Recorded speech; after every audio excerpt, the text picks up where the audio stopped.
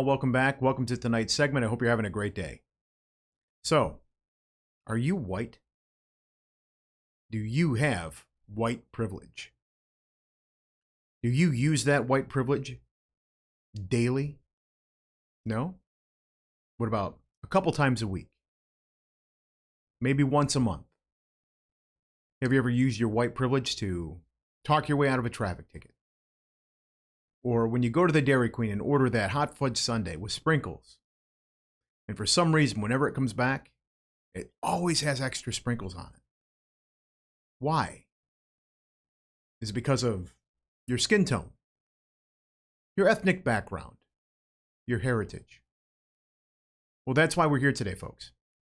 We're going to do a little exercise, and I want you to follow along, and I want you to participate. So please, just humor me. Follow my instructions, and we'll get it started. First, close your eyes. Think about your mother and father, your grandparents, your great-grandparents.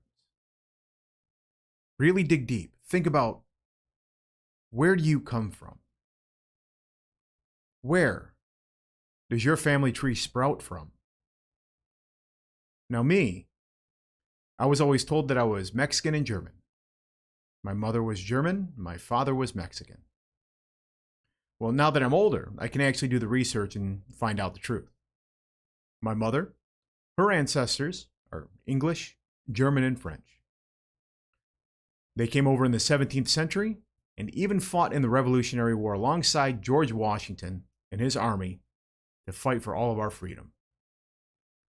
My dad's ancestors came from Spain, sailed all the way across the Atlantic, landed in San Luis Potosí, Mexico. He took on an Aztec woman for his wife and brought my family name here to the New World. By definition, I have a lineage of colonists. Does that grant me privileges over you? Or does your background grant you privileges over me? And that's what we're going to find out. Today, we are taking a white privilege test, courtesy of monitorracism.eu. Now, it is a European-based website. Unfortunately, I was not able to find anything based here in the United States that has this detail. It's not a complicated test. So what I want you to do is grab yourself a piece of paper and a pen or some crayons, whatever, just something to write with. It's simple. It's a yes and no quiz. And based on our answers, we'll determine if we have white privilege or are practicing our daily lives with white privilege. Now, there are going to be some questions on this test that we might not be able to answer truthfully, yes or no. But if that's the case for you, place that question aside. Now, for me, I have already gone through most of these questions, and I have found questions that I honestly can't answer yes and no. But that's okay because we're going to work with what we got. So let's begin from the monitorracism.eu. Check yourself. The white privilege test. Question 1. If I wish to, I can arrange to be in the company of people of my race most of the time. Yes. I can answer yes to number 1. Question 2. I can be sure that no matter where I move to, my neighbors in the location will be pleasant or neutral to me. I would hope so. I hope so for everybody. So I am going to say yes. Question 3. I can go shopping alone and be sure that I will not be followed or harassed. I will say yes. I have never had any difficulties. Never been followed, never been harassed.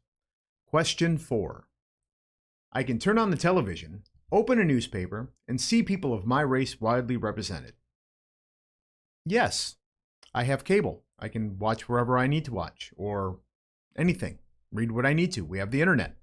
So, that is a big fat yes. Question 5. I can go to a museum or art gallery and will see people of my race widely represented in objects and artworks. Well, for most of us in my area here, I would like to think that is going to be a yes, because it is a very diverse, very multicultural region here in Michigan. And if you're not answering yes to this question, you're lying. Question 6. I can be sure when told about our national heritage or about civilization, I am shown that people of my color made it what it is. I am going to say yes, and I think everyone should answer yes to this question. For the simple fact, civilization would not be civilization without all of us. That means regardless of culture, regardless of race, regardless of skin tone, we have all played a part in creating this civilization, good or bad. Question 7. I can be sure that my children will be taught a curriculum which testifies to the existence of their race. Well, this is one of those questions that I have to reject, because race educational practices, all they do is create divides, because that's when you start getting into critical race theory or critical race praxis. No one should be basing their curriculum solely on race. Education be based on truth and facts, regardless of culture or race. Good things and bad things. I reject that question. Question 8. I can go into a shop and easily find the food, music, or clothes which represent my race or fit my cultural traditions. Well, I'm going to tell you this right now. I am born and raised here in the United States, and I will tell you this, based on my cultural background, I have never once gone to the store specifically looking for a sombrero, moccasins, or anything of the like. I go to my regular local grocery store, and I purchase what I want to purchase, what I want to eat, and I don't even think about it. So I am going to say yes. Excuse me. Question 9. I can go to a hairdresser/stylist and be sure that they can cut my hair.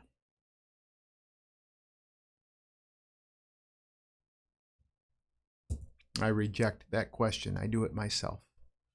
Question 10. I can count on my skin color not to work against the appearance of my financial reliability. This is actually another question that I reject. Your financial reliability has nothing to do with your skin. It has to do with your responsibility as a debtor, I believe it's called, as someone who takes out loans or takes out lines of credit or has to pay a bill. It's your responsibility.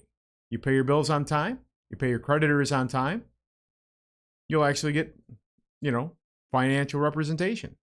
It has nothing to do with skin tone. It's responsibility. I reject that question. Question 11. I can swear, dress scruffily, or not answer letters without having people attribute these choices to the bad morals, poverty, or illiteracy of my race. That is a question everyone should reject. Because based on this question, they're saying regardless if you're not white, you're illiterate, have bad morals, or in poverty. The question itself is racist. I reject that question. Question 12. Now, I have to adjust this question here because the way it's worded, it is geared towards a feminine response. But we're going to adjust it so it'll take care of everybody. I can speak in public to a powerful male or female group without putting my race on trial. I am going to say yes, for the simple fact that if I am speaking to a powerful group of people, regardless of sex, that they're already going to be aware of who I am, my points of view, and they're going to know about me and me as well about those groups, because I would not speak in front of a group where I was not welcome. So it would have nothing to do with my skin tone or race. Nothing. So I am going to answer yes to number 12. I can do well professionally without being called a credit to my race. That is a no. because I have actually personally experienced this. I was hired by a black family to DJ a party along with my business partner, who was black. The two of us went to this party, and there were whispers of, who's the white guy? Well, my business partner told him, he's my business partner. He's good. And there was doubt because of my skin tone. So there was a point in the night where I had taken over. I performed. I had done what I thought was the proper job to my ability. And at the end of the night, sure enough, the family comes over and says, I am very surprised. You are really damn good for a white boy. Completely judged on skin tone. So that is a big fat no on number 13. Question 14. I am never asked to speak for my entire racial group. That is a yes. I have never once spoke for the entire English population, German, French, Spanish, or Mexican. Never. So I can say I've never spoken for my entire racial group. That is a yes. Question 15. I can remain oblivious of language and customs of a person of color without feeling in my own culture a penalty for such oblivion. This is another one of those questions that I actually reject. If I am not aware of your culture, that means I know nothing about your culture or its practices. And the same for you. If you know nothing about mine, how are you to feel penalized if you don't know? If we are in the same room and we converse about our cultures, it's up to you and I to discuss those cultures and educate each other. It has nothing to do with either of us being penalized because of our lack of knowledge. It's those that are discussing, or actually, if the culture or language is, important, to the situation, then it would be up to us to educate each other. Now, using the language as a barrier, if we both spoke a common language, we could educate each other. But without knowing that common language, we would never know. So we should never feel penalized for not knowing. So I reject question 15. Question 16. I can criticize our government and talk about how much I fear its policies and behavior without being seen as a cultural outsider. That is a big fat no. Here in the United States, the left controls the culture and government at this time. Me, I am technically left of center. In the eyes of the left, or those that are in power, I am considered a far-right extremist, a fascist, a Nazi, or a white supremacist, just for the simple fact that I do not agree with their policies. And this is something that has been going on now since Joe Biden has been in office. And honestly, prior to that, when Donald Trump was in office. Cancel culture. Just because you don't think the way that someone else does, they will cancel you. So on this, it is a big fat no. On to question 17. If a police officer stops me, I can be sure I haven't been singled out because of my race. No. How can I say that? I'm white. Why would they just pull me over because I'm white? Or look white? Well, years ago, I used to drive for Uber. And you're all familiar with the process. You use your app, you get your driver, they come pick you up, and they take you, and you just pick up, and the driver goes from place to place to place to place. Now, for me, it just so happens that my fares led me into a poor black neighborhood. At the time, I was driving a fairly nice car, and I get pulled over by a police officer. The police officer simply asks, "What am I doing in this neighborhood?" I told him, "I'm working. I'm driving for Uber." He didn't believe me. He's like, "Why are you out here? You trying to buy some drugs? You trying to sell stuff?" And I'm like, "No, I'm working." I literally had to show him my travel log from Uber to prove to him that I was simply on the clock. And it took several minutes for him to actually realize that, yes, I was in fact actually working. And he was going to detain me because of me being white in an all-black neighborhood. So that is a big fat no to question 17. Question 18. I can be pretty sure that if I ask to talk to the person in charge, I will be facing the person of my race. That is another no. Once again, I live in a very diverse and multicultural neighborhood. When I go to the store and if there's a problem, it could be anyone. It could be a black woman, Hispanic man, an Asian guy. Who knows? It depends. There have been many times where I've actually had to speak to a black woman about a problem with like a return, and she was a supervisor. Big no on number 19. Question 20. As a child, I had access to books where the heroes and protagonists were the same race or color as me. Technically, yes, but no, because I wasn't reading those kind of books. All my protagonists and heroes came from galaxies far, far away. They fought with laser swords. They were little green men. They were mutants, not from planet Earth. They weren't even human. Just because an intelligent being has the same skin tone as me doesn't make them human. Think about it. Bigger picture, kids. Question 20 is technically yes, but I reject the question, but I am going to do it in the spirit of the question, so yes. Question 21. I can go home from most meetings of organizations I belong to feeling somewhat tied in rather than isolated, out of place, outnumbered, unheard, held at a distance, or feared. That is a yes, because I am very selective with those that I surround myself with. Mostly those of like mind, like moral standings, like faith. Has nothing to do with skin tone or race. Same ideals. Ideals are what's important and what's in here. Question 22.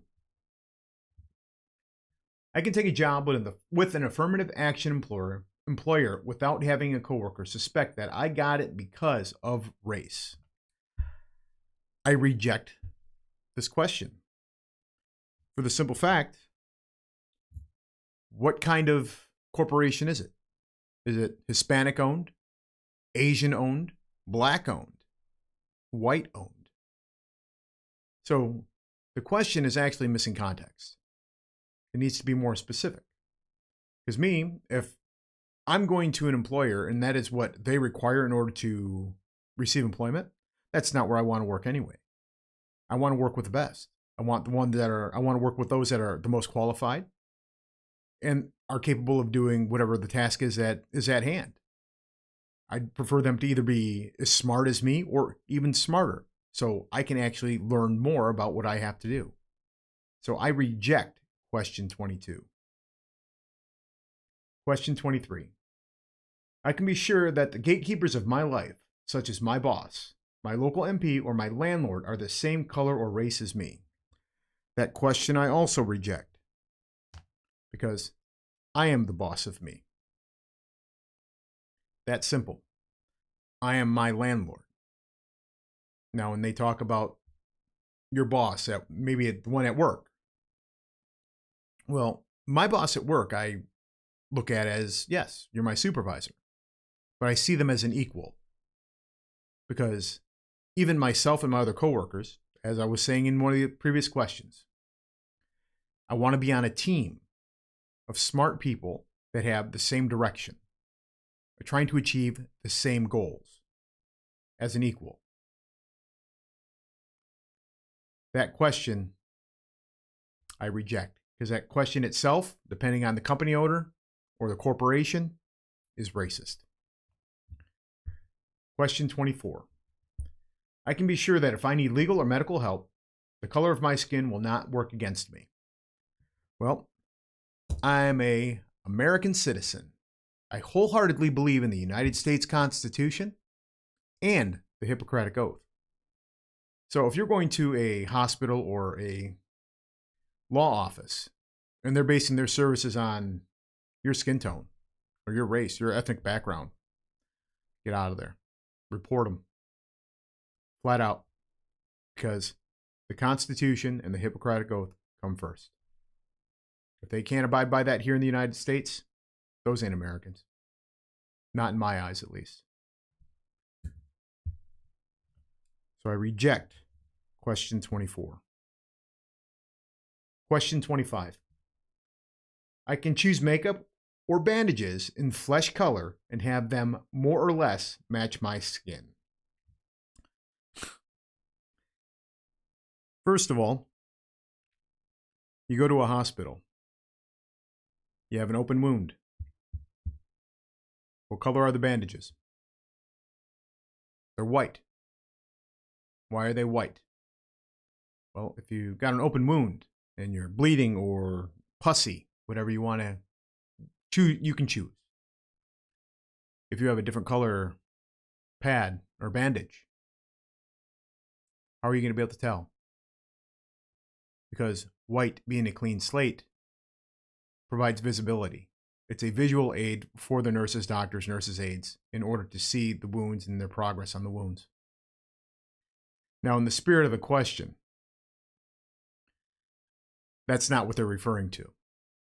They're referring to the little box of Band-Aids that you go to the drugstore and pick up or the grocery store. Now, what they don't also say is, why are what they call flesh color? Are they sure it's not a cost reason? Why do they use that color for the adhesive? Is it to placate to Caucasians? Or is it because maybe that particular dye costs less? Now, I'm not looking for an excuse. I'm just asking questions. So that question alone right there needs better context. I reject question 25. Now, once again, I'm sure there might be questions in here that you've not been able to answer yes or no to because of lack of context for your case. Don't feel ashamed of bypassing those questions because we're still going to total up all of our answers. Now, question 26. At school and university, I can be sure that most of my teachers were the same color or race as me. That is a big no. Like I said, I grew up in a very diverse and multicultural area. I've had black teachers, white teachers, old teachers, young teachers, Hispanic teachers, Asian teachers. So on that, it is a wholehearted no. So now at this point, what we have to do is we actually have to count up all of our yes questions. So we'll do that now.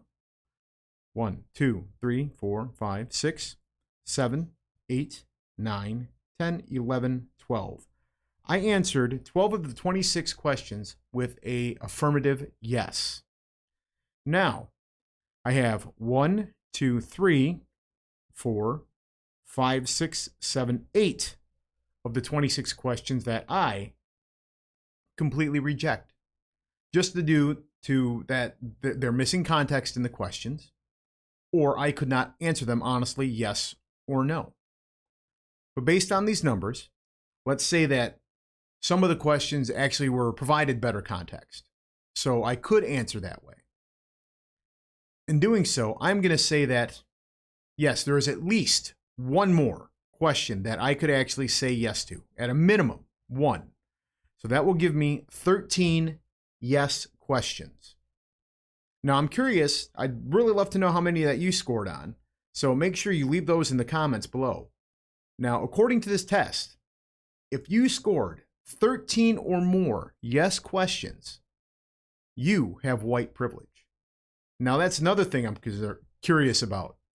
Now, not all of my viewers are white or share the same ethnic background I do. So I'm curious if you're Black, Asian, Hispanic, and you've played along and you actually answered these questions. I'm really curious to see what your outcome was. Do you have white privilege? I'm curious. Let me know. So anyway, kids, that was the fun part. We went through the test. We took it. And yes, according to the test, I have white privilege. But do any of us really have white privilege? regardless of cultural or ethnic background. It's up to you to decide your point of view. Me personally, I don't see it that way. I wake up every day, go to work, and do what I'm supposed to do, pay my bills. And I just want to be left alone and live a good life. That's all I want. Not be oppressed by my government. Don't like paying taxes.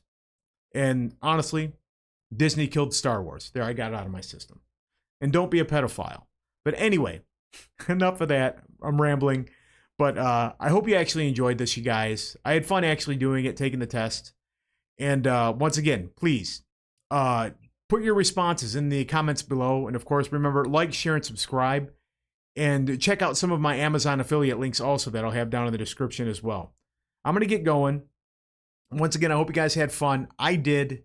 We're going to do it all over again next week. Just remember, vote angry. I love you. And good night.